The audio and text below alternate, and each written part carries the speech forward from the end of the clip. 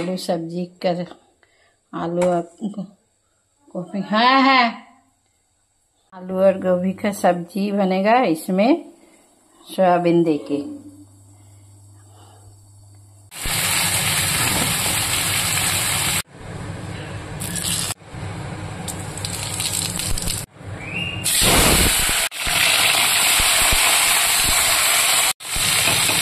इन्हें ऐड करेंगे।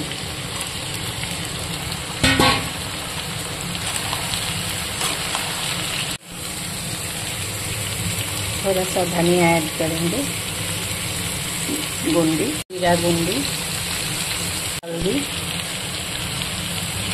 पूरा भुंजा गया है। अब इसमें हम पानी ऐड करेंगे।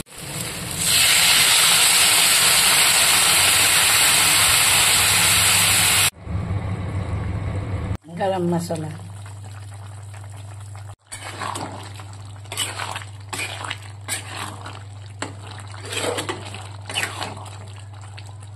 देखो बंधुरा आज के सोयाबीन आलू और कपि दिए तरकारी करছি, निरामिष तरकारी।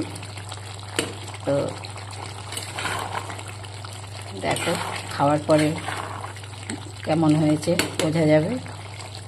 কেমন লাগছে এটা তুমি শুধু বলো।